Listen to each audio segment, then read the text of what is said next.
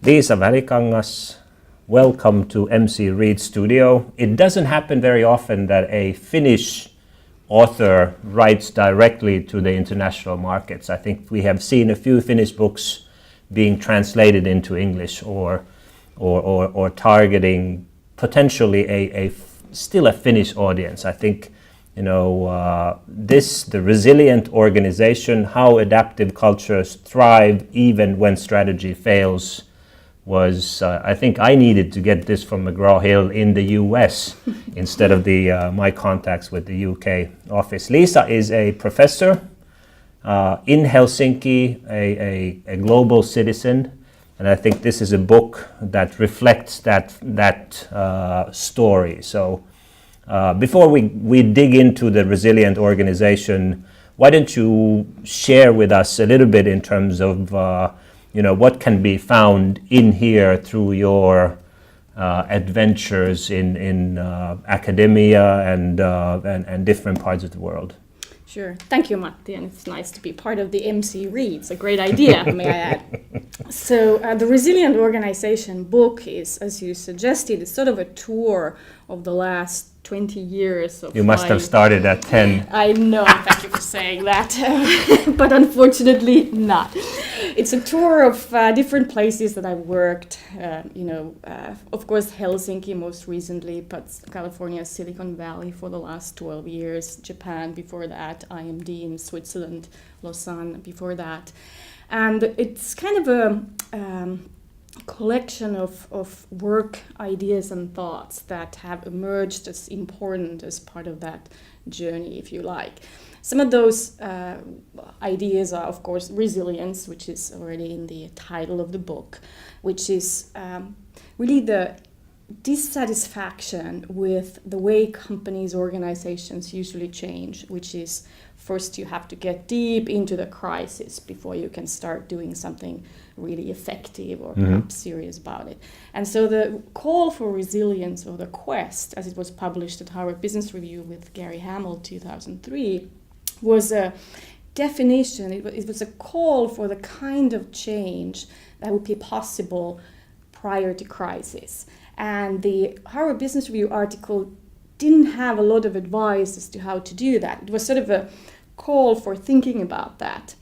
And so since then, I've been trying to research, think, experiment with corporations as to how one might do that. And this book is really a summary of some of that thinking. It starts from, let's think about the starting point, how to manage the consequences of past performance. If you've been very, very successful, you have to deal with threats such as arrogance or complacency. If you've been doing just okay, mediocrity, how you kind of escape that. Or if you're below good, then what do you do then? What are some of the threats around that for continued or improved performance?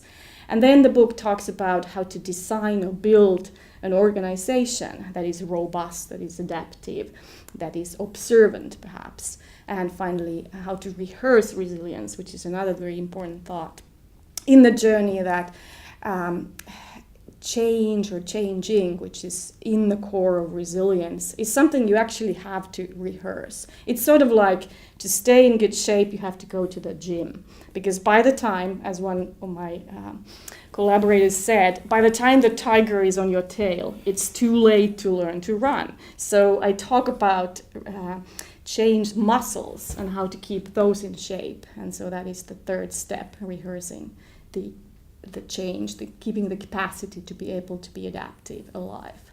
I would sort of put this book in the category of an innovation book.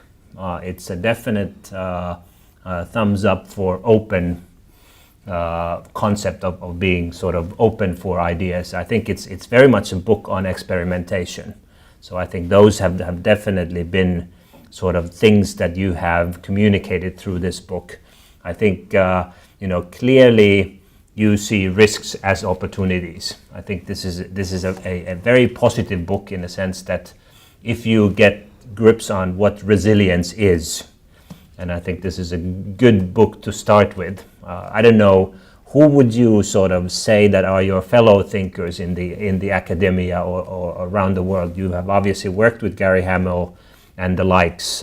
Is there research somewhere that will sort of pick up on this, or is this part of a bigger global effort, or what's happening? It's embedded in the thinking that points to the need for the whole organization to be innovative. The whole organization, and perhaps even beyond the organization, kind of connected with customers, with suppliers, with partners, to develop the sort of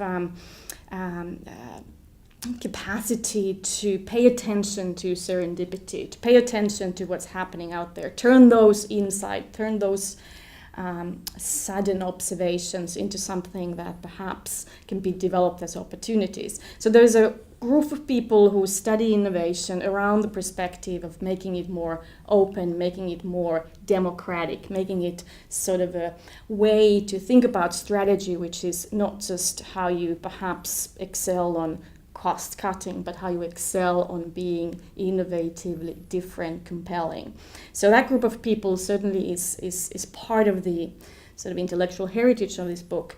There are a lot of people who study resilience, but they study it from a very different perspective. I would call it, and I call it operational resilience in the book, which is how you survive a crisis, how you ensure operationally that if something goes really wrong or something really bad happens, your organization still survives.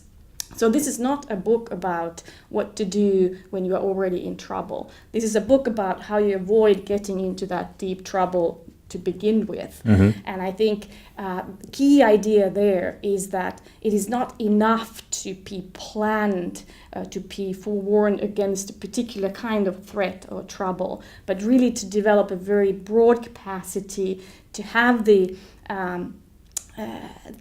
change muscles, to have the sort of observational skills of the organization, to have an innovation portfolio so that they are kind of options to rely on, to step on in case of need.